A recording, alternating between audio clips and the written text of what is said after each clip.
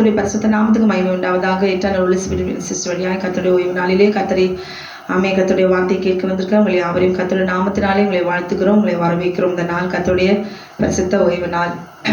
இந்த நாளில கூட கண்களை மூடி நாம் செபிப்போம். கர்த்தருடைய வார்த்தையை தியானிப்பதற்கு முன்பாக தலைகளை தாழ்த்தி அன்றைக்கு முன்பாக நம்ம ஒப்புக் கொடுக்கிறோம். எங்களை நேசிக்கிறீங்க அன்பின் பரலோக பிதாவே, இந்த சாயங்கால வேலைக்காக நன்றி செலுத்துக்கிறோம். அப்பா, இது வரைக்கும் நீர் எங்களை கண்ணீர் மணியை போல நீர் எங்களை பாதுகாத்தீரே ஆண்டவரே. என் தேவனாகிய கர்த்தருடைய வார்த்தை தியானிக்க வந்திருக்கிறோம். என் தகப்பனே, திருமணமாகாத பிள்ளைகள், சிறு பிள்ளைகள், வாலிப பிள்ளைகள், திருமணமானவர்கள், வயதானவர்கள் கூட ஆண்டவரே இந்த காலத்தில் ஆண்டவரே பாவ இச்சையில் விடுவிக்கக்கூடாதபடிக்கு முடியாதபடிக்கு ஆண்டவரே வேதனையோடு கூட சாபத்தையும் பாவத்தையும் சுமந்து ஆண்டவரே நியாயத்திற்கு எதுவாய் வேதனைக்குள்ளாக்கி அழிவுக்குள்ளாக இருக்கிறதான வாழ்க்கையில முன்னேறி விடாதபடிக்கு, விடுதலை பெற்றுக்கொள்ளக்கூடாதபடிக்கு, அல்லது சத்தியத்தை அறியாமல் ஆண்டவரே மன போன போக்கில் போய் வாழ்க்கையை கெடுத்துக் கொள்ளாதபடிக்கு இந்த நாளில கூட ஆண்டவரே இச்சையை மேற்கொள்வது எப்படி என்று என் தேவனாகிய கர்த்தர் எங்களோடு கூட நீ பேசுவீராக. இச்சை என்பது பாவம் என்பதே இந்த நாளில ஒவ்வொரு வாலிப சகோதரிகளும் சிறு பிள்ளைகளும் ஆண்டவரே ஒவ்வொருவரும் தன்னுடைய சரீரத்தை பாதுகாத்துக் கொள்ளும்படி ஆண்டவரே ஆவியாத்தமா சரீரம் ஆட்டுக்குட்டியான ரத்தத்துக்குள்ளாக ஒவ்வொருவரும் ஒப்புக் கொடுக்கும்படி மிக ஜாக்கிரதையாய் ஆண்டவரே இந்த இச்சைக்கு அடிமையாகாதபடிக்கு, இச்சை என்றால் என்னென்ன தெரியாதபடிக்கு வாழ்க்கையை திருமணத்துக்கு முன்பாக அல்லது திருமணமாகிய திருமணத்துக்கு பின்பு அழித்துக் கொள்கிறதான நித்திய பாதாளத்துக்குள்ளாக போய்விடாதபடிக்கு நித்திய ஜீவனை சுதந்திரிக்கும்படியா தேவனாகிய கர்த்தர் நீ தருகிற வசனங்களின் மூலமாய் எங்களுக்கு கண்களை திறப்பீராக, எங்களை கேட்க செய்வீராக. ஆவியானவரே, எங்களால் முடியாத ஆண்டவரே, பாவம் செய்யாத மனுஷன் ஒருவரும் இல்லை. ஆனால் என் தேவனாகிய கர்த்தர் நீர் உடைய கிருபையினாலே, பலத்தினாலும் அல்ல பராக்கிரமத்தினாலும் அல்ல, என் ஆவினாலே எல்லாம் ஆகும் என்று சொன்னீரே. உடைய ஆவி எங்கள் மீது நீ ஊற்றுவீராக அப்பா. ஆவியானவர் எங்களை தொடுவீராக, அபிஷேகம் அக்னியாய் மாற்றங்களோடு கூட நீ பேசும். இந்த சத்தியத்துக்கு விரோதமாக எழும்புகிற வலு சர்ப்பத்தினுடைய வல்லமையில சவித்து அப்புறப்படுத்துவீராக. அவனால் வருகிற இச்சை, மாம்சத்தின் இச்சை, கண்களின் இச்சை, ஜீவனத்தின் பெருமை மூன்றிலும் விழுந்து போயிருக்கிறதான எங்களை கர்த்தர் நீ விடுவிக்க வேண்டுமா நான் செபிக்கிறேன். நீ விடுவித்து எங்களை நீர் அந்த சாட்சியா நிறுத்திவிட்டு அதற்காக ஸ்தோத்திரிக்கிறோம். இயேசுவின் நாமத்தில் கேட்கிறோம் ஜீவனுடைய நல்ல பரமபிதாவே, ஆமேன் ஆமேன். கர்த்தர் உங்களை ஆசீர்வதிப்பாராக. இந்த நாளிலும் கூட இச்சையை எப்படி மேற்கொள்வது? இச்சை என்பது என்ன? இச்சையை என்பது அது ஒரு ஆவி. ஆமென், க்ளோரி. இச்சையின் ஆவியை மேற்கொள்வது எப்படி என்று சொல்லி நாம் இந்த நாளிலே நாம் பார்க்க போகிறோம். ஹல்லேலூயா. பழைய ஏற்பாட்டில் பார்க்கும்பொழுது சரீரத்தின் மூலமாய் இச்சைகளினாலே பிசாசு மாம்சத்தை தூண்டி போராட வைத்து பரிசுத்தவான்களையும் தேவனுடைய பிள்ளைகளும் விழ வைத்தான்.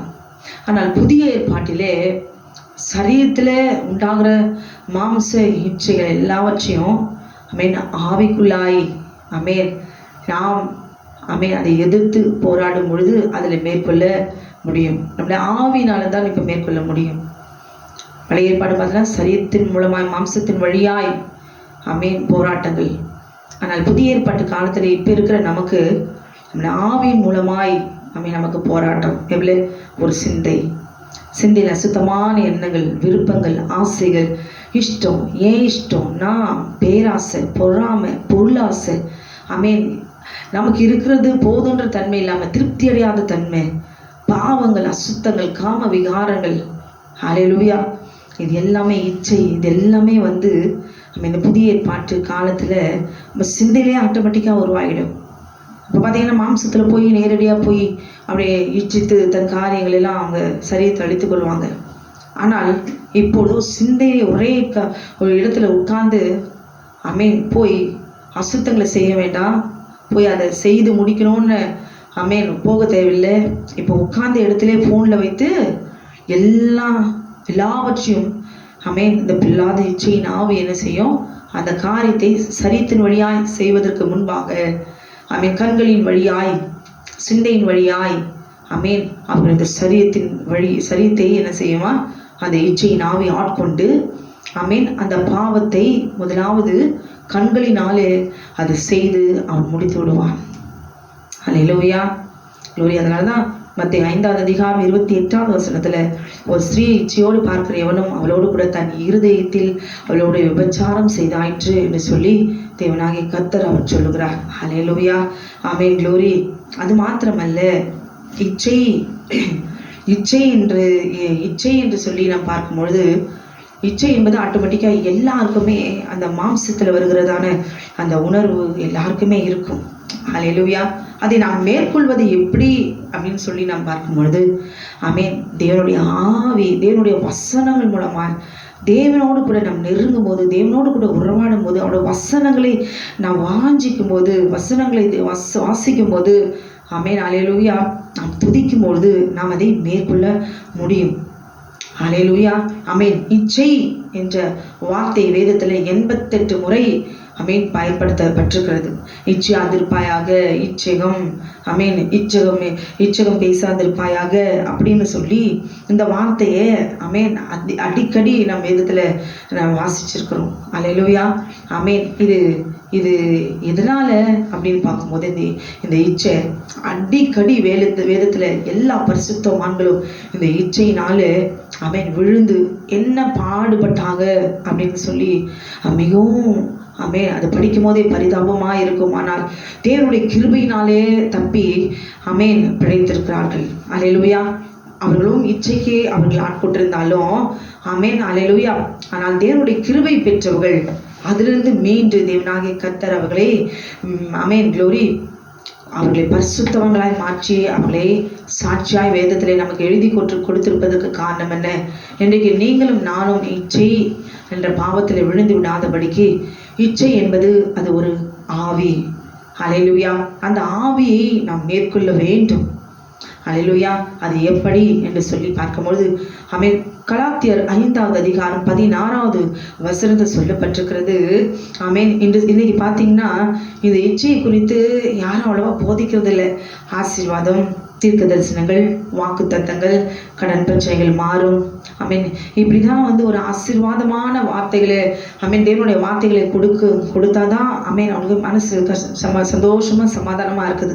ஆனா தன்னுடைய பாவத்தையோ இனி பாவத்தில் விழாமல் இருப்பதற்கோ ஒரு எச்சரிப்பதற்கோ ஆமென் ஒரு வாலிபமான பிள்ளைக்கோ ஒரு சிறு பிள்ளைக்கோ ஆமென், க்ளோரி, இச்சை என்பது ஆட்டோமேட்டிக்கா அந்த வயசு வளர வளர அந்த உணர்வுகள் ஆமென் முளைக்க தொடங்கும். அப்ப இதை குறித்து யாராவது சண்டே கிளாஸ்க்கு போறாங்க, 13-14 வயசு பிள்ளைங்க, 15 வயசு கூட பிள்ளை கூட இருக்கு. ஸோ இந்த பிள்ளைங்களுக்கு எப்படி ஒழுங்கும் கிரமமாய் அவர்களை பத்திரமாய் கரை சேர்த்து அவர்களை எப்படி ஜாக்கிரதையாய் ஆண்டவருடைய வார்த்தைக்குள்ளாக அவர்களை கட்டப்பட்டு வளர்க்கணும் அப்படிங்கிறது இன்னைக்கு அவ்வளவா பரிசுத்தத்தை குறித்து போதிக்கிற சபைகள் அதிகமாக இல்லை. அல்லேலூயா, ஆமென், க்ளோரி. அவங்களாவே என்ன செய்றாங்க, அவங்க தன் இஷ்டப்படி தன் மனசுக்கு ஏற்றபடி மனசும் மாம்சமும் என்ன சொல்லுதோ அதெல்லாம் செஞ்சுட்டு அதுக்கப்புறமா ஆமென் தேவனுடைய கிருபையை பெறும்போது, இரக்கத்தை பெறும்பொழுது, ஐயோ அதுக்கப்புறமா தான் இதெல்லாம் இப்படிலாம் என்னை சத்துரு வஞ்சித்திருக்கிறான் அப்படின்னு சொல்லி ஆமென் நினைத்து ஆமென் கண்ணீர் வடித்து இதெல்லாம் தெரிஞ்சிருந்தா ஆமென் நான் அப்பவே என்னுடைய வாழ்க்கையை எல்லாம் அமைச்சிருக்குமேன்னு கதறி அழுகிற எத்தனையோ சகோதரிகள் உண்டு. அல்லேலூயா, ஆமென், க்ளோரி. இச்சை என்பது அசுத்த ஆவினால் உண்டாகிற ஒரு உணர்ச்சிகள். அல்லேலூயா, ஆமென். இச்சையின் ஆவி ஆமென் இந்த ஆவி நமக்குள்ள இருக்கும் பொழுது, க்ளோரி, எல்லா மனுஷருக்கும் இந்த இச்சை உணர்வு உண்டு. ஆனால் இது தகாத விதமாய் போகுது என்றால் அது இச்சையின் ஆவியினாலே. இப்போ பிள்ளைங்க, எனக்கு ஒரு பாக்ஸ் இருக்குது சரிங்களா, இப்போ அந்த பிள்ளையோட பாக்ஸ் இருக்கு, அந்த பாக்ஸை நான் எப்படியாவது அடையணும், அபகரிக்கணும், பறிச்சுக்கணும், அது என்னுடையதான், அதை நான் மாற்றிக்கணும். இல்லை அந்த பிள்ளையோட ட்ரெஸ்ஸு, அந்த பிள்ளையோடைய பொருள், அல்லேலூயா, அதன் மீது அதை இச்சித்து அது எப்படியாவது அடைஞ்சே தீரணும், எனக்கு அதை சொந்தமாக்கி கொள்ளணும் அப்படின்னு நினைக்கிறது தான் ஆமென் நினைக்க வைப்பது தான் அந்த இச்சையின் ஆவி. அது அடுத்தவங்களது என்னுடையதுன்னு சொந்தமாக்கி கொள்கிற ஆமென் கொடூரமான துணிகரமான ஆமென் மீறுதல் செய்கிறதான அந்த பொல்லாத ஆவி. அது அவங்களுக்கு அந்த மாதிரி உணர்வு, இது மற்றவங்களதுன்ற உணர்வு அவங்க சென்ஸில் இருக்கவே இருக்காது. பார்த்தாங்கன்னா உடனே அதை அப்படியே அடையணும்.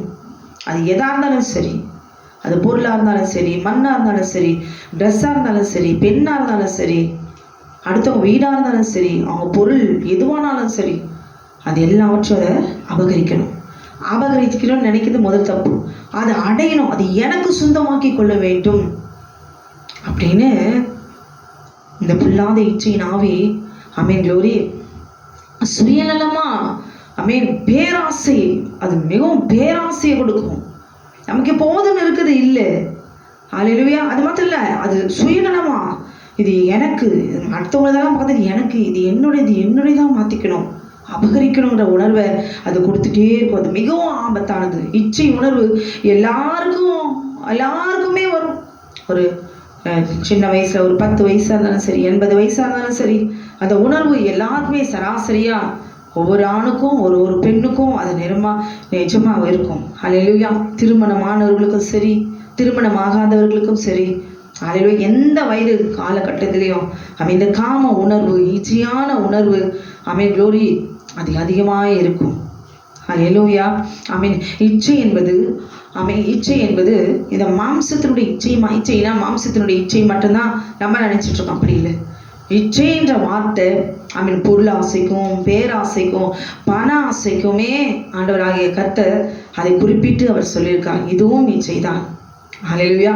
ஒரு பெண்ணுடைய மாம்சத்தை, ஒரு பெண் ஆணுடைய மாம்சத்தை இச்சிக்கிறது மாத்திரம்தான் ஆமென் அது இச்சை அல்ல. ஹல்லேலூயா. பொருளாசைக்கும் சரி, பணத்தாசைக்கும் சரி, பேராசைக்கும் சரி, இது எல்லாவற்றுக்கும் இச்சை என்கிற வார்த்தையை தேவனாகிய கர்த்தர் வேதத்தில் அவர் குறிப்பிட்டு அவர் எழுதி கொடுத்திருக்கிறார். ஹல்லேலூயா. ஆமென். கலாத்தியர் 5வது அதிகாரம் 16வது வசனத்தில் எழுதப்பட்டிருக்கிறது. பின்னும் நாம் சொல்லுகிறது என்னவென்றால், ஆவிக்கேற்றபடி நடந்து கொள்ளுங்கள், அப்பொழுது மாம்ச இச்சையை நிறைவேற்றாதிருப்பீர்கள். ஹல்லேலூயா. ஆமென். ஆமென். இங்கே நாம ஒரு இச்சையான உணர்வு நமக்குள்ள வரும் பொழுது நம்ம எப்படி மாம்ச இச்சையை உடனே அதை நிறைவேற்றணும்னு நினைக்காம உடனே ஆவிக்கேற்றபடி நடந்து கொள்ள வேண்டும். அதுக்கு ஆப்போசிட்டா இது அடையணும், இது எனக்கு வேணும், இது அபகரிக்கணும். சில பார்த்து அதை கெடுத்தாவது எப்படியாவது பறிச்சுக்குவாங்க. அந்த மாதிரியான ஒரு இச்சை. அலையா குடும்பத்தை அழிச்சு அதை அவங்களோட அதை அப்படி அபகரிக்கணும். அடுத்தவனுடைய குடும்பம் நாசமா போயிடணும். அவங்களோட வீடை அபகரிக்கணும், அவங்க பொருளை அபகரிக்கணும். மாந்திரிகள் சூனியத்தை வச்சு எனக்கு எவ்வளோ பார்க்குறோம். இச்சையை உண்டு பண்ணி அடுத்தவர்களுடைய மனைவியை இச்சிக்கிறது எப்படி, வசியம் பண்ணுவது எப்படி. ஹல்லேலூயா. ஆமென். காதலித்த பெண்ணை எப்படி திருமணம் செய்து கொள்வது எப்படி, ஆமென். நினைத்த பெண்ணை அடைவது எப்படி, ஆணை அடைவது எப்படி, வசியம் பண்ணுவது எப்படி. ஹல்லேலூயா. அவங்க ஒன்றுமே தெரியாது. அந்த ஸ்பிரிட் ஏவி விட்டாங்கன்னா அது குரங்கு மூச்சா இருந்தாலும் சரி, கருப்பாக இருந்தாலும் சரி, எலும்பு கூட இருந்தாலும் சரி, அவங்களுடைய பார்வைக்கு அது ஒரு பேரழகி போல இருக்கும். ஒரு மேக்னெட் மாதிரி அவங்களையும் சுற்றி சுற்றி சுற்றி சுற்றி வந்துட்டே இருக்கும்.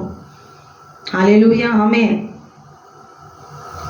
அழகான ஒரு மனைவி இருந்தாலும் குரங்கு போல ஒரு பாட்டி அப்படின்றாங்களே, குரங்கு போல இருந்தாலும் குரங்கு தான் அழகா தெரியும், அழகான மனைவி தெரியாது. ஏனென்றால் அந்த இச்சையின் ஆவி அவர்களுக்குள்ளாக இருக்கும் பொழுது அவருடைய கண்களுக்கு அவங்க குறிப்பிட்டு யாரை குறிப்பார்த்து அடையணும்னு சொல்லி அவங்க வச்சிருக்கிறாங்களோ அந்த லக்கு. ஆமென். அவங்க இந்த ஸ்பிரிட் அந்த கண்ணில் இருக்கும்போது அவங்கள பார்க்கும் போதெல்லாம் அவங்கள அடையணும், அவங்கள அபகரிக்கணும், அவங்கள அனுபவிக்கணும், அவங்களோடு கூட இருக்கணும், அவங்களோடு கூட வாழணும். இந்த மாதிரியான தாட் அவர்களுக்குள்ளாக இருந்துகிட்டே இருக்கும். அதுதான் மாந்திரிகங்கள், பில்லி சூன்யங்கள் வசியம் பண்ணி ஒருத்தரை அப்படியே அபகரிக்கிறது, அவளோட வாழ்க்கையை அழிக்கிறது. இப்படிப்பட்டதான ஆவி இந்த இச்சையின் ஆவி. ஹல்லேலூயா. 1 கொரிந்தியர் 6வது அதிகாரம் 18வது வசனத்துல, வேசித்தனத்திற்கு விலகி ஓடுங்கள். மனுஷன் செய்கிற எந்த பாவமும் சரீரத்திற்கு புறம்பாயிருக்கும். வேசித்தனம் செய்கிறவனோ தன் சுய சரீரத்திற்கு பாவம் செய்கிறான். வேசித்தனம் செய்கிறவனோ தன் சுய சரீரத்துக்கு விரோதமாய் பாவம் செய்ய, தன் சொந்த சரீரத்துக்கு விரோதமாய் பாவம் செய்கிறான். ஹல்லேலூயா. பார்க்கும்போது ஆதியாகமத்துல 3வது அதிகாரத்துல பார்க்கும் பொழுது தன் சொந்த சரீரத்துக்கு ஆமென், ஏவாள் பாவம் செய்தாள். தேவனாகிய கர்த்தர் ஆதாமை சிருஷ்டித்து ஆமென் தோட்டத்தை பண்படுத்த என்று சொல்லி அவளுக்கென்று ஒரு துணையை தேவனாகிய கர்த்தர் ஏவாளை அவர் ஏற்படுத்தினார். ஹல்லேலூயா. அவர்கள் சரீரத்தை இன்னும் அவர்களுக்குள்ளாக அந்த மாம்சத்தின் மீது இச்சை என்ற ஒரு உணர்வு அவர்களுக்குள்ளாக இல்லை. பரிசுத்த கண்களோடு கூட பரிசுத்த உணர்வோடு கூட ஆமென் மகிமையிலே ஹல்லேலூயா ஆமென் பரிசுத்தமாய் அவர்கள் தோட்டத்திலே வாழ்ந்து கொண்டு வருகிறார்கள். தேவனாகிய கர்த்தர் ஆதாமினிடத்தில் சொல்றார். ஆமென். ஆதியாகமம் 2வது அதிகாரம் ஆமென் 16வது வசனத்துல தேவனாகிய கர்த்தர் மனுஷன் நோக்கி, நீ தோட்டத்தில் உள்ள சகல விருட்சத்தின் கனியை புசிக்கவே புசிக்கலாம், ஆனாலும் நன்மை தீமை அறியத்தக்க விருட்சத்தின் கனியை புசிக்க வேண்டாம், அதை நீ புசிக்கும் நாளில் சாகவே சாவா என்று கட்டளையிட்டார். அல்லேலூயா. எப்படி சாவு எப்படி இருக்குது அப்படின்னு சொல்லியா சாவை எப்படி அனுபவிக்கலாம், எப்படிதான் பார்க்கலாமே ஆதாம் அப்படின்னு சொல்லிட்டு ஆமென் போய் அந்த கனியை பறித்து புசித்தார்களா? இல்லை. ஹல்லேலூயா. செத்துருவீங்கன்னு சொன்னாங்க. அப்ப என்ன சில பேர் சொல்லுவாங்க, அவங்க சாவுனா என்னன்னு தெரியாது, முதல்ல மரணம் என்றால் அவர்களுக்கு என்னன்னு தெரியாது. கரெக்டு தான், மரணம்னா என்னன்னு தெரியாது. ஆனால் ஆமென் க்ளோரி, இந்த எப்படி அவங்க சாப்பிட்டாங்க, எதனால் அந்த கனியை பறித்து அவங்க சாப்பிட்டா அப்படின்னு பார்க்கும்போது ஆதியாகமம் 3வது அதிகாரத்துல 6வது வசனத்துல, அப்பொழுது ஸ்ரீயானவள் அந்த விருட்சம் புசிப்புக்கு நல்லதும் பார்வைக்கு இன்பமும் புத்தியை தெளிவிக்கிறதுக்கும் இச்சிக்கப்படத்தக்க விருட்சமாய் இருக்கிறது என்று கண்டு அதன் கனியை பறித்து புசித்து தன் புருஷனுக்கும் கொடுத்தால் அவனும் புசித்தான். அல்லேலூயா. இந்த கனி விருட்சத்தினுடைய கனியை ஆமென் புசித்த உடனே இவர்களுக்குள்ளாக என்ன ஆயிற்று? ஆமென் ஏவாளுக்குள்ளாக பாவ உணர்ச்சிகள் தூண்டப்பட்டு ஹல்லேலூயா சர்ப்பத்தினுடைய மிருகம் என்று சொல்லப்படுகிற சர்ப்பத்தினுடைய சரீரத்தோடு கூட அப்போது இந்த சர்ப்பம் ஆமென் நடமாடுகிறவனாய் இந்த மிருகம் என்று சொல்லப்படுகிற ஆமென் க்ளோரி இந்த சர்ப்பமானது மிகவும் தந்திரம் உள்ளதாக இருந்தது. மிகவும் ஆமென் கம்பீரமாய் பலவானாய் ரொம்ப ஹேண்ட்ஸமா அழகா அப்படி ஒரு மனுஷனை போலவே அவன் நடக்கிறவனா அவன் காணப்பட்டான். ஆமென். இந்த மிருகத்தோடு கூட அவள் என்ன செய்தா? அவள் பேசி பேசி பழகி அவன் சொல்லுகிறதெல்லாம் மெய் என்று சொல்லி நம்பி அவனுடைய சரீரத்தை அவனுடைய மாம்சத்தை அவள் இச்சித்து பாவ உணர்வுகள் அவள் ஆட்கொண்ட உடனே அவன் இது உரைக்குமாய் பரிசுத்த உணர்வோடு கூட பரிசுத்த உணர்வு அவளை விட்டு போயிற்று, உணர்ச்சிகள் அவளை விட்டு விலகி போயிற்று, ஆமென் வார்த்தைகள் அவளை விட்டு விலகி போயிற்று, தேவன் தந்த கட்டளைகள் எல்லாம் விலகி போயிற்று. அல்லேலூயா. கண்களில் இருந்த மகிமை பரிசுத்தம் எல்லாம் எழுந்து போய் க்ளோரி தன் சரீரத்தை அவள் நிர்வாணமாக்கி கொண்டாள். அல்லேலூயா. சர்ப்பத்தினுடைய மாம்சத்தோடு கூட போய் அவள் புணர்ந்தாள் என்று சொல்லி பார்க்கிறோம். ஆமென். அவளுடைய கர்ப்பம் அவளுடைய கற்பு கரைப்பட்டு போயிடுச்சு. சர்ப்பத்தினுடைய ரத்தம் ஏவாளுக்குள்ளாக உள்ள புகுந்து போச்சு. இப்ப எங்காவது தன் ரத்தம் இது வரைக்கும் ஆமென் க்ளோரி தேவனாகிய கர்த்தர் தந்த ஆவியும் சரீரமும் க்ளோரி அவர் ரத்தத்தினால உமிழ்நீரினால எடுத்து உண்டாக்கின அந்த சரீரத்துக்குள்ளாங்க இப்ப என்ன வந்துச்சு? என் ரத்தத்தை கொடுத்து என் ரத்தத்தை சிந்தி என் பிள்ளைகளை நான் பெற்றெடுத்தேன். இன்னைக்கு வளர்ந்துட்டு என்னை எட்டி உதைக்கிறான், என்னை வீட்டை விட்டு துரத்துறான். அல்லேலூயா. எத்தனை பேர், எத்தனை தாய்மார்கள், எத்தனை சகோதரிகள் கஷ்டப்படுறாங்க.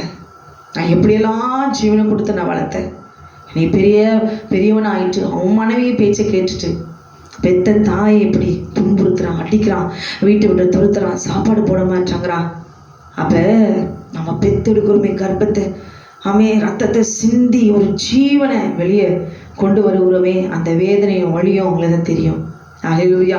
ஏன் ரத்தம் திருமணமாகி கொடுத்துட்டா கூட அது ஏன் ரத்தம், ஏன் பிள்ளை என்ற உரிமை பாசம் ரத்தம் அடிக்குது துடிக்குது. ஏன்? அப்ப கர்த்தர் அழகழகா பார்த்து ஆதாமை ஏவாளை சிருஷ்டித்தா.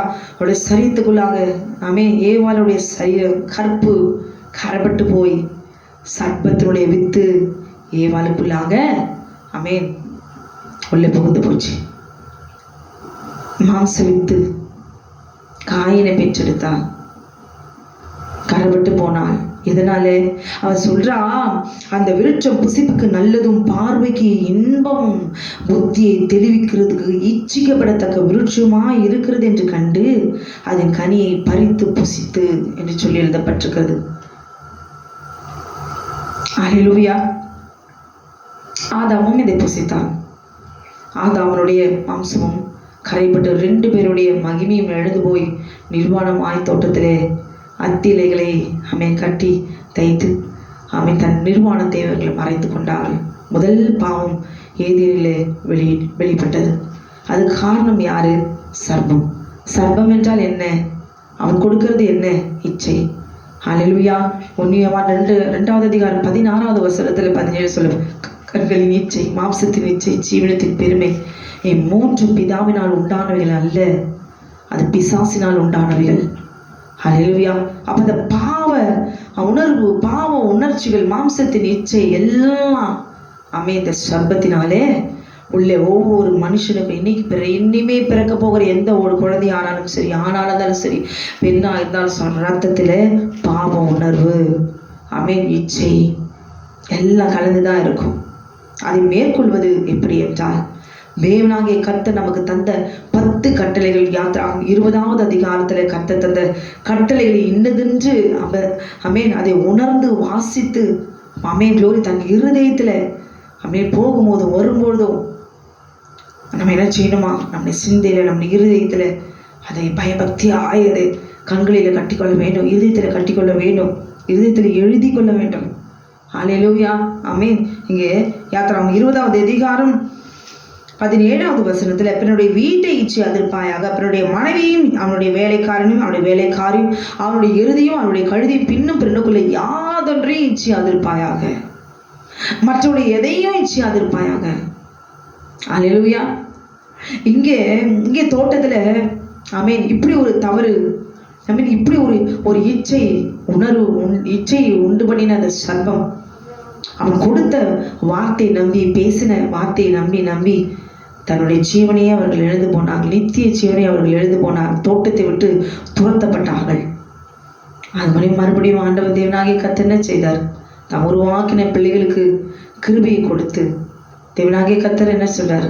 இனி போய் உன் மாம்சத்தை பண்படுத்து, உன்னுடைய வார்த்தையை உன் மாம்சத்துக்குள்ளாக நீ சேர்க்க சொல்ல சொல்ல சொல்ல படிக்க படிக்க படிக்க உனக்குள்ள இருக்கிற மாம்சம் என்ன செய்யுமா? செத்து போகும். உன் மாம்சம் செத்து போகும். அது நீதியில பிழைத்து கொள்வ. நீதி என்றால் என்ன? 10 கட்டளைகள். இந்த 10 கட்டளைகள் தேவனுடைய வார்த்தைகள். இதை தியானிக்க தியானிக்க தியானிக்க அவருடைய வார்த்தைகளை அறிக்கையிட தேவனுடைய வசனங்களை சத்தமாய் சொல்ல சொல்ல சொல்ல அதை விசுவாசிக்க விசுவாசிக்க விசுவாசிக்க நம்முடைய சரீரத்தில் இருக்கிறத, அந்த மாம்சத்தில் இருக்கிற உணர்வு, பாவ இச்சை, எண்ணங்கள், சிந்தைகள் எல்லாம் ஆவியானவர் அவருடைய வார்த்தை உள்ள வரும்பொழுது என்ன வரும்? நமக்கு நம்முடைய ஆவி வெளியேறி கர்த்தருடைய ஆவி உள்ளே நிரம்ப நிரம்ப நிரம்ப நிரம்ப அப்படிப்பட்ட எண்ணங்களும் சிந்தைகளும் நமக்குள்ள இருக்காது. நம்ம மேற்கொள்கிற அபிஷேகத்தை பரிசுத்த ஆவியார் நமக்கு கொடுப்பார். அல்லேலூயா. நம்ம இப்படி பார்க்குறோம், எதேச்சியா பார்த்துட்டு க்ளோரி இவங்க நல்லா இருக்காங்க, இன்னும் ஒரு தடவை பார்க்கலாம் அப்படின்னு சொல்லிட்டு பார்த்துட்டா அவ்வளோதான். நம்ம கண்ணுக்கு அது நல்லா இருக்கு, இது என்னது, என்ன தடவை பார்க்கலாம் அப்படின்னு திரும்பி பார்த்துட்டோம்னா அதுதான் அந்த கண்களின் இச்சைக்கு நாம் இடம் கொடுக்கும் பொழுது அந்த ஆவியை நம்மை மேற்கொண்டு நம்முடைய சரீரத்தையும் நம்முடைய ஆத்மாவையும் நம்முடைய ஆவியும் அது என்ன செய்யும்? கரைப்படுத்தி போகும். இச்சையான உணர்வு நமக்குள்ளே வரும் பொழுது நம்முடைய இருதயத்தை நாம் திறந்து கொடுக்கும் பொழுது அல்லேலூயா, உடனே அந்த பொல்லாத பிசாசு இந்த இச்சையின் ஆவி உள்ளே புகுந்து என்ன செய்யுமா? நம்முடைய சரீரத்தை ஆட்கொண்டு நம்முடைய ஆவி ஆத்மா சரீரத்தை என்ன செய்யுமா? அது கரைப்படுத்தி தனக்குரிய ஆளுகையை அந்த ஆண் பெண்ணிடத்துல அது ஆளுகை செய்ய ஆரம்பிக்கும். அவர்களுக்கு இது தவறுனே செய்யாது. நான் செய்கிறது இது தவறு, அவங்க செய்கிறது தான் சரி அப்படின்னு சொல்லி அவருடைய பார்வைக்கு அது காணப்படும். அல்லேலூயா. அதுதான் இந்த இச்சையின் ஆவி ஒரு மனிதனுக்குள்ளாக, ஒரு ஆண் பெண்ணுக்குள்ளாக இருக்கும் பொழுது தேவன் தந்த கட்டளைகள் எல்லாம் போயிடுச்சு. தேவன் சொன்னாரே ஹல்லேலூயா. தேவன் சொன்னாரே நம்ம பயப்படணும் இல்லை, அவன் பயப்படல. மீறினாள். ஏவாளே வஞ்சிக்கப்பட்டு, முதலாவது ஏவாள் வஞ்சிக்கப்பட்டு மீறுதல் செய்தாள் என்று சொல்லி எழுதப்பட்டிருக்கிறது. ஆதாம் வஞ்சிக்கப்படவில்லை. அப்ப ஒரு ஸ்கூல்ல இருக்கிற பிள்ளைங்க, ஆமேன், வாலிபமான பிள்ளைங்க, காலேஜ் போகிற பிள்ளைங்க, திருமணத்துக்கு முன்பு ஆமேன் ஒரு ஆணோட ஒரு பெண்ணோட பேசுகிற ஒரு சூழ்நிலை உருவாகுமானால் அது அப்படியே ஸ்டாப் பண்ணிடுங்க. சும்மா ஜஸ்ட் தான் நான் பேசுகிறேன், ஒன்றும் இல்லை. சார் ஒரு புக்கை வாங்க சொன்னார், அவர் ஒரு இன்ஃபர்மேஷன் கொடுக்க சொன்னார். ஹல்லேலூயா. இப்படி ஏதோ ஒரு சூழ்நிலை, ஒரு ஆண் ஒரு பெண்ணோட, ஒரு பெண் ஒரு ஆணோட பேசுகிற ஒரு சூழ்நிலை உருவாகுமானால் நிச்சயமாய் திருமணத்துக்கு முன்பு அவளுடைய கற்பை அவள் எழுந்து போவதற்கும் அவன் பாவத்தில் விழுவதற்கும் நிச்சயமாய் ஏதுவாய் அது முடியும்.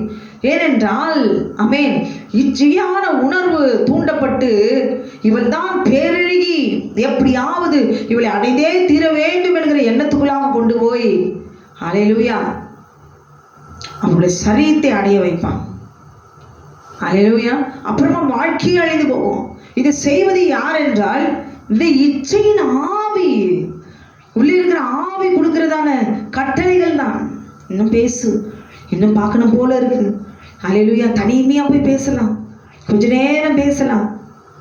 அம்மா அப்படியே ஷாப்பிங் போகலாம், ஹோட்டல் போகலாம். சும்மா ஜஸ்ட் தானே பேசுகிறோம், நாங்கள் ஒன்றும் வேற விதம் ஃப்ரெண்ட்லியாக தான் பேசுகிறோம். இப்படி போய் கடைசியில் ஹல்லேலூயா திருமணத்துக்கு முன்பாக ஒரு பெண் ஆணோடு பேசுவானால் அவருடைய கற்பை எழுந்து போகிற அவன் சூழ்நிலை நிச்சயமாய் வரும். அங்கே ஏவாள் ஆதாமோடு கூட பேசியிருக்க வேண்டும், சர்ப்பத்தோடு கூட அவள் பேசியிருக்க கூடாது. பேசி இருந்தாலும் கூட அவன் இப்படி துணிகரமாய் அவன் தந்திரமாய் வஞ்சகமாய் பேசினாலும் அவன் ஜோடி தேவன் சொன்னது உண்டோ அப்படின்னு, நீ எதுக்கு இதெல்லாம் நீ கேட்குற அப்படின்னு ஆதாமை கூப்பிட்டுக்க வேண்டும். ஆனால் இவளே அவனோடு கூட, ஏனென்றால் அவளுடைய வார்த்தைக்கு அவள் செவி கொடுத்தாள். செவி கொடுத்தபடியினாலே இன்றைக்கு ஒவ்வொரு ஆணும் பெண்ணும் இந்த மாம்ச இச்சையை மேற்கொள்ள முடியாதபடிக்கு வேதனையோடு கூட ஒரு மரணத்தை போல குட்டுமையான ஒரு க்ளோரி, ஆரம்பம் சந்தோஷமா இருக்கும், முடிவோ மரணம். ஹல்லேலூயா. யாக்கோபு 1 அதிகாரம் 14-15 வசனத்துல பார்க்கும்போது அவனவன் தன் சுய இச்சையினால் இழுக்கப்பட்டு சோதிக்கப்படுகிறான். ஹல்லேலூயா. ஆண்டவர் கொடுக்கிற உணர்வு இதல்ல. அவன் தன் சுய இச்சையினாலே, சுய இச்சை எனக்கு பிடிச்சிருக்குது, ஆமென் க்ளோரி, இதுல ஒரு தப்பு இல்லை. தொடர்ந்து ஒரு தப்பு இல்லை, பேசுறது ஒரு தப்பு இல்லை, முத்தம் கொடுக்கறது ஒரு தப்பு இல்லை. ஹல்லேலூயா. தனியா பேசுகிறது தப்பு இல்லை, இதெல்லாம் ஒரு பாவம் இல்லை. இந்த வயசுல இல்லாததான் நம்ம எப்போ செய்ய போறோம் இப்படின்னு அவங்களுடைய சுயமான எண்ணங்களுக்கு சுயமாய் அவளுக்காக உண்டாகிற இச்சைகளிலே விழுந்து போய் ஆமென் க்ளோரி அவன் நாசம் அடைவார்கள்.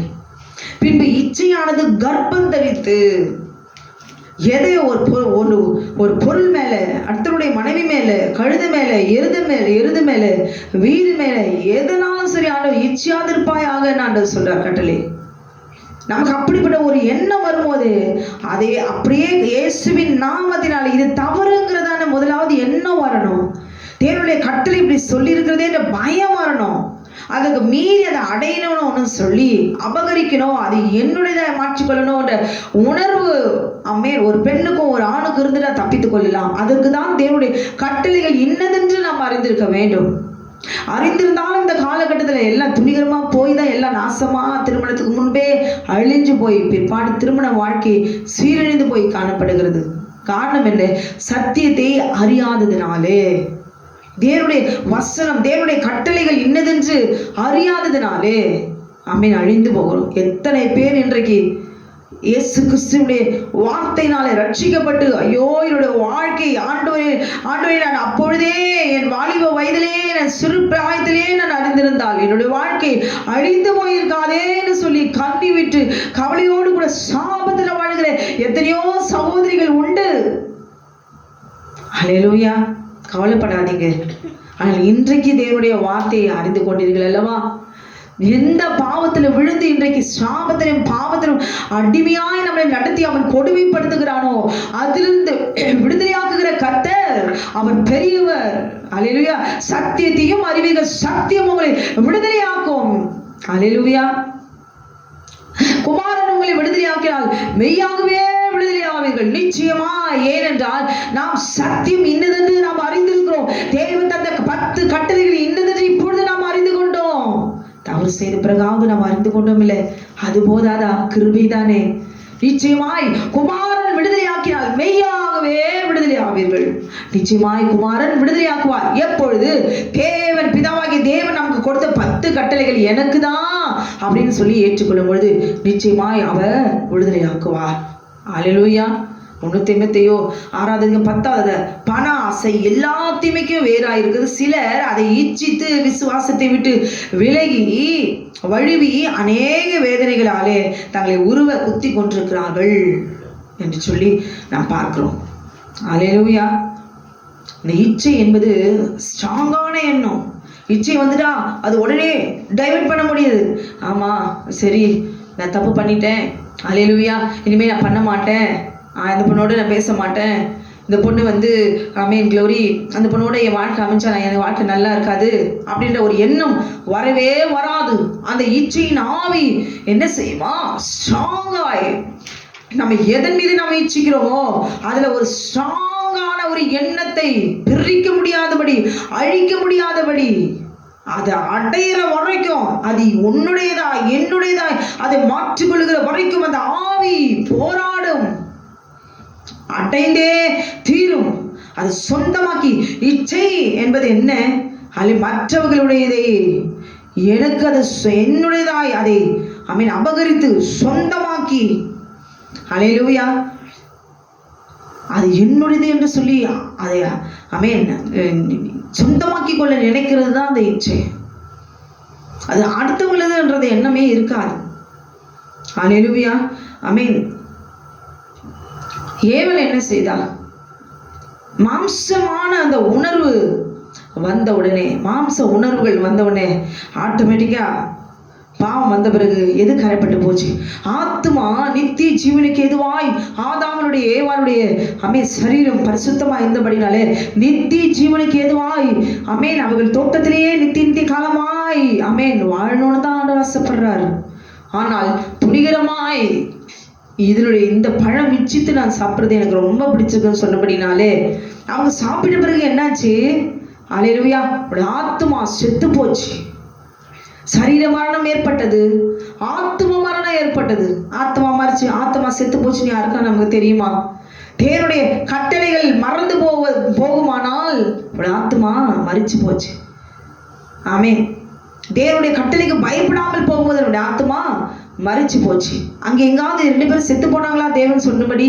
இல்லையே. ஆனால் சரீரம் மரணம் ஒரு நாள் நிச்சயிக்கப்பட்டிருக்கிறது.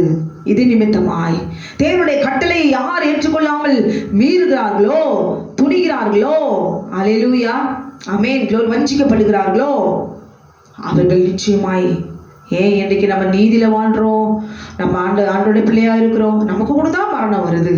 அல்லேலூயா. அது அவர்கள் மூலமாய் நமக்கு நிச்சயிக்கப்பட்டிருந்தாலும், ஆனால் தேவனோட வார்த்தையினாலே இன்றைக்கு நீதிக்கு நீங்களும் பிழைத்து கொண்டபடினாலே நம்முடைய ஆத்மா மரணத்துக்கு நீங்கி நித்திய ஜீவனத்துக்கு ஏதுவாய் தேவனாகிய கர்த்தர் மீண்டும் அவர் சேர்த்துக்கொள்வார். அதுக்குதான் திருமணத்துக்கு முன்பு ஒரு சின்ன பெண் ஸ்கூல் படிக்கிற பிள்ளைங்களா, வாலிப பிள்ளைங்களா, திருமணம் ஆகிற ஸ்டேஜ் இருக்கீங்களா, ஒரு பெண்ணை ஏறெடுத்து கூட நீங்க பார்க்காதீங்க. ஒரு பெண்ணோடு கூட நீங்க பேசிடாதீங்க. ஒரு பெண்ணோட ஸ்நேகத்தை விரும்பிடாதீங்க. ஒரு பெண் எனக்கு இவ்வளவு அழகா இருக்கிறா, இவ்வளவு திருமணம் செஞ்சுக்கிட்டா என் வாழ்க்கை நல்லா இருக்கணும் அந்த எண்ணம் வருகிறதா? அது நிச்சயமாய் தேவன் கொடுக்கிற எண்ணமோ சிந்தையோ அல்ல. அல்லேலூயா. தாய் தகப்பன வார்த்தையை விட்டுட்டு தாய் தகப்பன் கொடுக்கிற ஆலோசனை மீறி நீங்களா முடிவெடுத்து வாழ்க்கைக்கு தேவையான ஒரு வழியை நீங்க கண்டுபிடிக்கிறீங்களா? நிச்சயமாய் அது மரணத்துக்கு எதுவான ஒரு வாழ்க்கையா இது முடியும் என்பது 100% நிச்சயம். தேவனுடைய வார்த்தையின்படி அந்த வாழ்க்கையில சந்தோஷம் இருக்காது.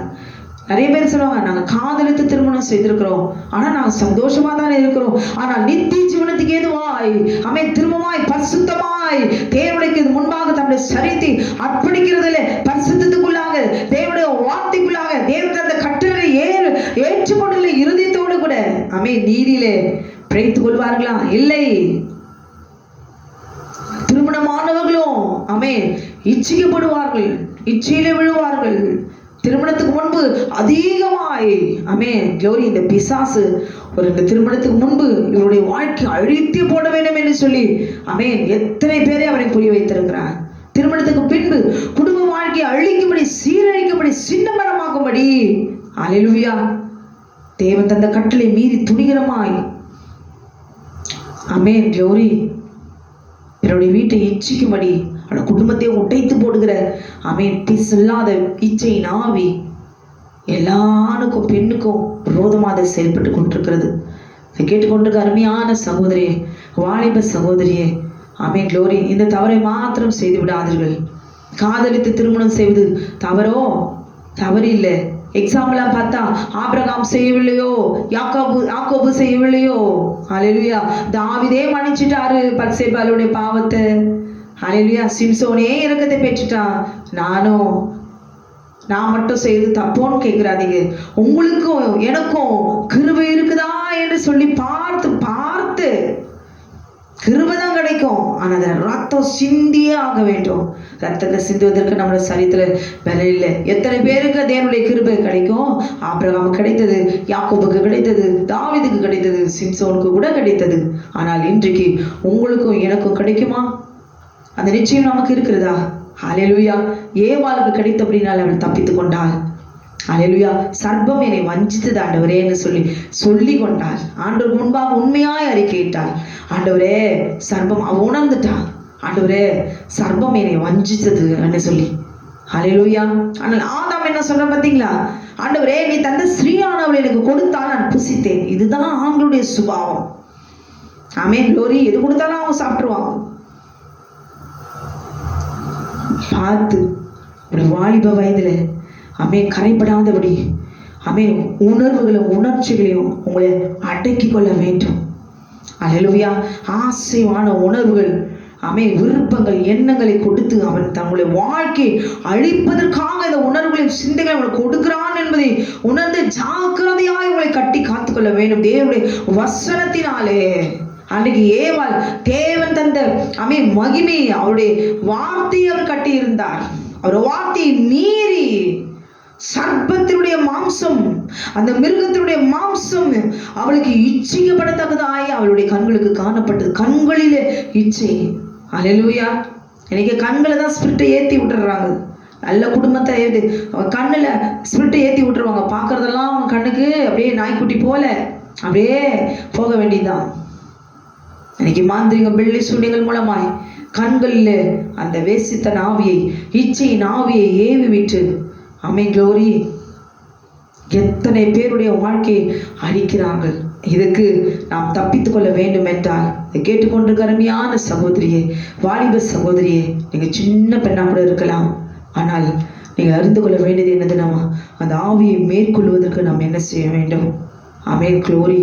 துதிக்கும் பொழுது கர்த்தரே நமக்கு விரோதமாய் வெண்ண மாந்திரிகள் பில்லிசுரங்கள் வேசித்த நாவிகள் இச்சையின் ஆவியை நமக்கு விரோதமாய் எழுப்பிவிட்டாலும் கர்த்தரே அதை முறியடித்து நிர்மூலமாக்குவார். இவர் மேற்கொள்ளும்படி அவரே யுத்தத்துக்குள்ளே எழுந்தருளுவா. அது வாய்க்காமலே போகும். அல்லேலூயா. இரண்டாவது, தேவனுடைய வார்த்தையை, தேவனுடைய கட்டளைகள் யாத்திராகமம் 20வது அதிகாரத்தில் காலையில அது அறிக்கையிட்டு அந்த கட்டளைகளுக்குள்ளாக ஒவ்வொரு நாளும் நம்முடைய சரீரம் கரைப்படாதபடிக்கு பத்திரமாய் பாதுகாத்துக் கொள்ள வேண்டும். அல்லேலூயா. திருமணத்துக்கு முன்பு நம்ம பரிசுத்தமா இருக்கணும்.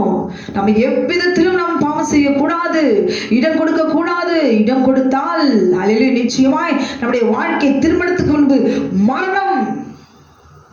ஒரு நாளும் சந்தோஷம் சமாதானம் இருக்காது. கொஞ்சம் அற்ப சந்தோஷத்துக்கு இவங்களோடு கூட என் வாழ்க்கை இருந்தா நல்லா இருக்கும்னு நீங்க நினைச்சீங்கன்னா நிச்சயமா உயிரோடு இருக்க மாட்டீங்க. உயிர் இருக்கும், ஆனா நீங்க வாழ்ற வாழ்க்கை இதோட மறிச்சே போயிடலான்னு சொல்லுகிற அளவுக்கு அந்த பொல்லாத ஆவி நாசப்படுத்தும். அல்லேலூயா. தேவன் முன்குறித்த பிள்ளைகளுடைய வாழ்க்கை அழிக்கும்படி இன்றைக்கு எத்தனையோ இச்சையின் ஆவிகள் தேவனுடைய பிள்ளைகளை முன்குறித்து அபகரிக்கும்படி அவர்கள் அழிக்கும்படியா ஆமென் எழும்பி இருக்கிறதே. அதை அறிந்து கொண்டு அல்லேலூயா அதை மேற்கொள்ள வேண்டும். அதுக்கு அவன் என்ன செய்யணும்? தேவனுடைய வார்த்தையை தேவனுடைய கட்டளைகள் இன்னதென்று உணர்ந்து பரிசுத்தமாய் திருமணத்துக்கு முன்பு ஒரு நாளும் ஆமென் க்ளோரி ஆமென் இந்த இச்சையில விழுந்துவிடக்கூடாது. இச்சை என்பது பயங்கரமான ஒரு பேராபத்து. இச்சை என்பது மிகவும் ஆபத்தானது. இச்சை என்பது மிகவும் பயங்கரமான பாவம். அல்லேலூயா. உங்களுடைய வாழ்க்கையை திருமணத்துக்கு பின்பு தேவனாகிய கர்த்தர் ஆசீர்வதிக்க வேண்டும் என்றால் திருமணத்துக்கு முன்பு ஒரு ஆணோடு பேசுவதோ பார்ப்பதோ அவனை ரசிப்பதோ ருசிப்பதோ தொடுவதோ சுற்றுவதோ ஆமென் க்ளோரி அவர்களோடு கூட சினிமா போவதோ எவ்விதமான ஒரு பாவத்தை நீங்கள் செய்வீர்கள் என்றால் தேவன் உங்களுக்கு என்று ஒரு நல்ல வாழ்க்கை திருமணத்துக்கு பின்பு அமைக்கவே முடியாது. இரக்கத்தை பெற்றுக்கொள்ளவே முடியாது. அல்லேலூயா. ஆமென் க்ளோரி. இதை உணர்ந்து ஒவ்வொரு ஆணும் இருந்தாலும் சரி பெண்ணா இருந்தாலும் சரி நீங்க ஜாக்கிரதையாய் உடைய வாழ்க்கை நாம் வாழப்பொழுது திருமணத்துக்கு பின்பு ஆமென் உங்களுக்கென்று ஒரு மனைவியை தேவனாகிய கர்த்தர் அவர் முன்குறித்து அவர் வைத்திருப்பார். அல்லேலூயா. அவரே அமைச்சு கொடுப்பார். அவரே இந்த பெண்ணுக்கு இந்த ஆண், இந்த ஆணுக்கு இந்த பெண், இந்த மகன் சொல்லி ஆண்டவரே முன்குறிச்சு வச்சிருப்பார். உங்களை கட்டுவதற்கு உங்கள் குடும்பத்தை கட்டுவதற்கு நீங்கள் நேசிப்பதற்கு உங்களுக்கு ஒரு மனைவியை தேவனாகிய கர்த்தர் ஆமென் ஆதாமுக்கு அவர் துணை அவர்தானே ஏற்படுத்தினார். அல்லேலூயா. அதுபோல உங்களுக்கும் தேவனாகிய கர்த்தர் திருமணத்துக்கு முன்பு ஒரு நல்ல வாழ்க்கையை நீங்கள் வாழ வேண்டும் என்றால் இச்சை என்றதான பொல்லாத ஆவி உங்களை நெருங்காதபடி இச்சையான உணர்வு உங்களுக்குள்ளே வரும்போதே அல்லேலூயா அதை அடக்கவும் அதை துரத்தவும் அதை எதிர்க்கவும் அதை விரட்டவும் நீங்கள் கற்றுக்கொண்டால் அல்லேலூயா திருமணத்துக்கு பின்பு உங்களுடைய வாழ்க்கை ஆமென் ஆசீர்வாதத்தோடு கூட தேவனுடைய சுத்தத்தின்படி நீங்கள் அவர்கள் கரத்துக்குள்ள அடங்கியிருந்து அவர்களுடைய வார்த்தையை விதைக்கும்படி சாட்சியாய் உங்களை கர்த்தர் ஆசீர்வதிக்கப்பட்ட குடும்பமாய் உங்களை நிறுத்த வைப்பார். அல்லேலூயா. அவசரப்பட்டு அல்லேலூயா ஆமென் திருமணத்துக்கு முன்பு ஒரு இச்சையான உணர்வு சினிமா பார்க்கறது ஃபோன்ல பார்க்கறது ஆபாசமான நிர்வாணமான படங்களை பார்ப்பது ஆமென் க்ளோரி சினிமாவில் இருக்கிறதான ஆபாசமான நடனங்களை எல்லாம் டான்ஸ் எல்லாம் பார்த்துட்டு குடும்பமா உட்காந்து வக்கர புத்தியோடு காம உணர்வோடு கூட சுற்றி கொண்டிருக்கும் போது சூழ்நிலை ஒரு நாள் வரும், நேரம் ஒரு நாள் வரும், ஏற்ற இடம் ஒரு நாள் வரும், வஞ்சிக்கப்பட்டு கற்பை இழந்து போய் ஐயோ என்று சொல்லி அல்லேலூயா அவர் வேலை அவன் கைவிட்டு போவான், ஏமாத்திட்டு போவான். அல்லேலூயா.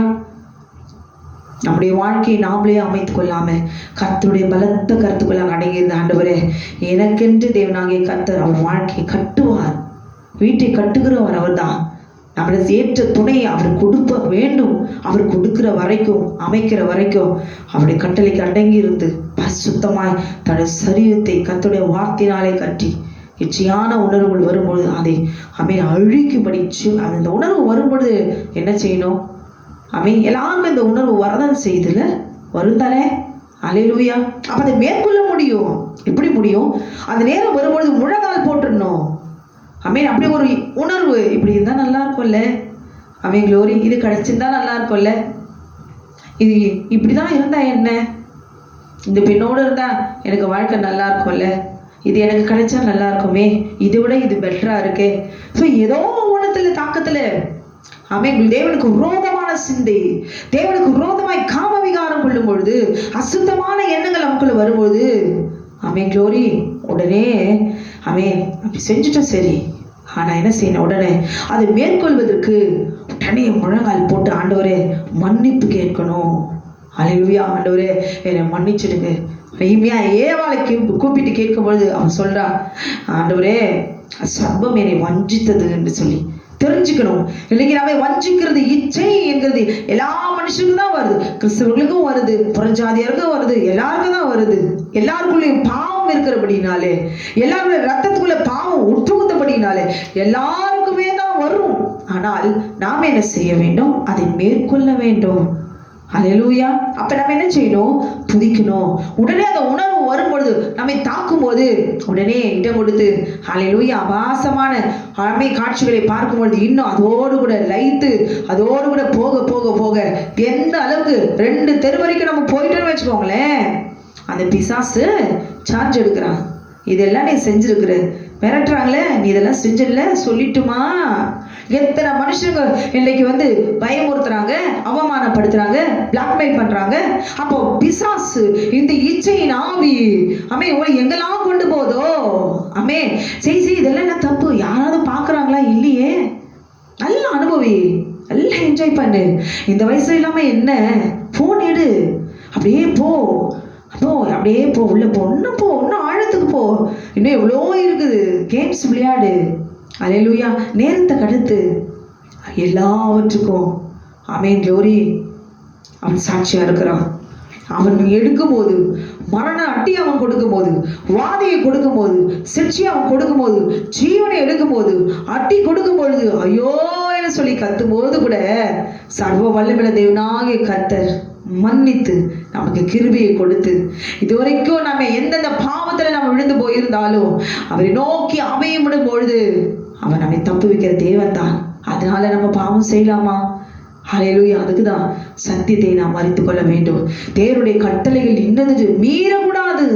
சாகவே சாபீர்கள் சொன்னார்னா, ஏன் ஆண்டவரே சாப்பிட்டாதான் என்ன ஆகும், செத்துதான் பார்த்தா என்ன அப்படின்னு மிஞ்சுகிறதை தேவன் விரும்பவில்லை, மீறுதலை விரும்பவில்லை. வஞ்சிக்கப்பட்டு போக வேண்டும் தேவ ஜனம் என்று அவர் நினைக்கவில்லை. என் ஜனம் மேற்கொள்ளணும், இச்சையை மேற்கொள்ளணும், பரிசுத்தத்தை விரும்பணும், என் ஜனம், என் பிள்ளைங்க என் கூடவே இருக்கணும்னு ஆசைப்படுறாரு. அல்லேலூயா. இனி வரப்போகிற எந்த ஒரு குழந்தையும் வஞ்சிக்கப்படக்கூடாது. திருமணத்துக்கு முன்பு இந்த இச்சையின் ஆவியினாலே விழுந்து போய்விடக்கூடாது. க்ளோரி. நித்தியத்துக்கு இந்த பூமியில வாழ நாட்கள் எல்லாம் அவருடைய வாழ்க்கை மரண வேதனையோடு கூட அவர்கள் வாழக்கூடாது, கண்ணீரோடு வாழக்கூடாது.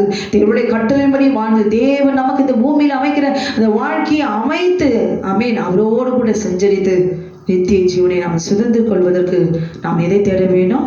பரிசுத்தத்தை தேட வேண்டும். அல்லேலூயா. தேவனுடைய வார்த்தை வாயில சத்தமாய் க்ளோரி துதிக்க வேண்டும், பேச வேண்டும், சொல்ல வேண்டும், அறிக்கையிட வேண்டும். அவன் சொல்ல சொல்ல சொல்ல சொல்ல சொல்ல தேவனத்தில் நெருங்க அந்த எண்ணங்கள், சிந்தைகள் முழுவதுமாய் அழிக்கப்பட்டு போகும். எது சரி எது தவறு என்று சொல்கிற சத்தம் ஆட்டோமேட்டிக்காக நமக்கு வரும். அந்த இச்சையின் ஆவி நம்ம நெருங்க முடியாது. அப்படியே வந்தாலும் கூட அவர் நாமத்தை சொல்லும் பொழுது நம்மளை விட்டு அது அப்புறம் போகும். அல்லேலூயா. ஒன்றும் நம்மளை நெருங்கவே முடியாது.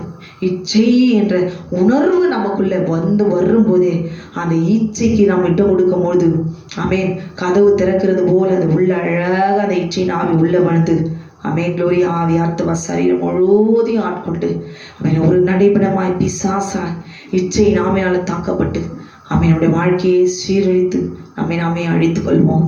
அப்படிப்பட்ட ஒரு வாழ்க்கை வாழாதபடி இச்சையை மேற்கொள்வது எப்படி என்று சொல்லி இந்த நாளிலே தேவன் தந்த வார்த்தைகளை வாசித்து இன்னும் அதிகமாய் அவரோடு கூட நெருங்கி நீங்கள் ஒரு வாரம் கற்றுக்கொள்ளுங்கள். அல்லேலூயா. உடைய வாழ்க்கையை நிச்சயமாய் தேவனாகிய கர்த்தர் ஆசீர்வதித்து அவர் உயர்த்துவார், மகிமைப்படுத்துவார். அல்லேலூயா. கர்த்தர் உங்களை ஆசீர்வதிப்பாராக. ஆமென்.